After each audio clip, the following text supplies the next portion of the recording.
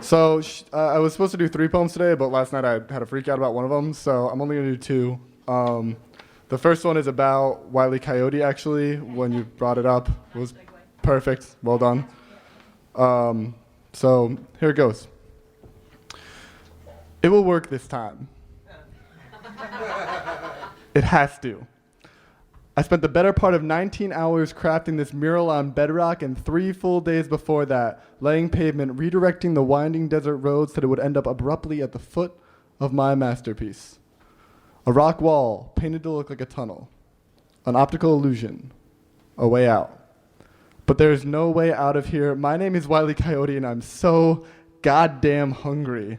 Inexplicably stuck in this lifeless desert, my only companion, a mindless bluebird who I am forever doomed to chase, to whom all laws of the universe bend, then break.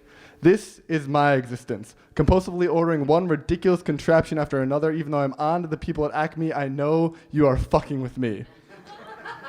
I am hours of flight suits or a working magnet or a lit wick short of supper, and I deserve it.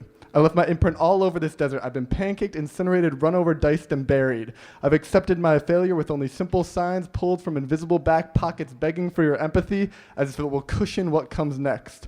And whoever fancies himself my maker was cruel enough to imbue on me the knowledge of how things are supposed to be. Rockets fire upon ignition. Rocks roll when the pull is great enough against them. The trajectory of catapults is not arbitrary. Can you imagine how it feels? Your best laid plans crumbling all around you, knowing that what is and what should be will never be the same. Peering into the mouth of fate, only to have it blow up in your face. It's enough to make you wonder if it's better to be a perfect physical specimen than it is to be bright or decent. If all this time you spent lost in thought has been a waste. If sometimes it really is better to just run. I am a super genius.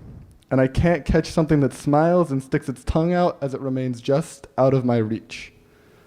I can't catch something that I dream about every night. But still, I keep at it. As if the next bow will fire the arrow instead of me. As if the poison bird seed will finally find the right target. It is the curse of an addict to chase the thing that destroys you. One drink, one toke, one smile from the person that will never love you back. But until you've done it, until you've launched yourself off a 1,000-foot cliff for that thing that you love, you will never understand the gravity of my plight. This is it, the culmination of my mania. This fake fucking tunnel is the best that I can do. And when the dust settles, I will finally catch my bluebird. This time it will work. It has to.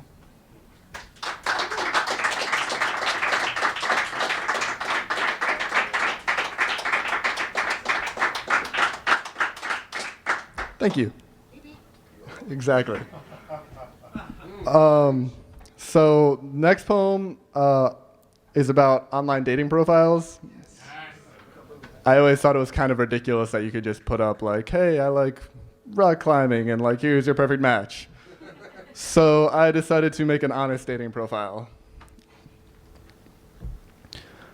I was born August 21st, which makes me a Leo, although I have no idea what that says about me.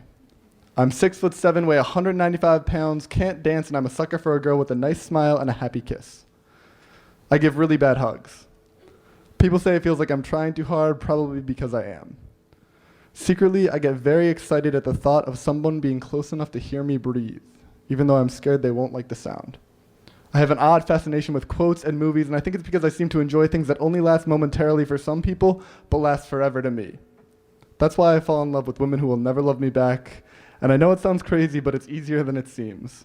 Relationships remind me that I'm not afraid of heights or falling, but I'm scared to death at the moment my face hits the ground because I'm clumsy. I'm afraid I will trip on my self-esteem, fall on my pride, and shatter my self-confidence like a clock that doesn't know which way to turn. I know this sounds strange, but sometimes I worry about what my bedsheets say when I'm not around. I wonder what the curtains would do if they found out about all the things I've done behind their backs. I have a hamper filled with all of my really loud and dirty mistakes and a graveyard in my closet. I'm afraid if I let you see those skeletons, you'll grind those bones into a white powder and get high on my faults. I've never been in the military, but I have a Purple Heart. I got it from beating myself up over things I can't fix. Some days I treat my body like a costume and I feel like a mascot for a school nobody wants to go to. Hi, my name's Derek Bolcer.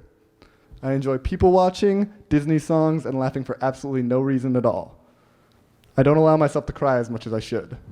My confidence is solar powered, my smile battery operated, and my hobbies include constantly changing my life story, hiding behind metaphors, and trying to convince my shadow that I am someone worth following. I don't know much, but I do know this.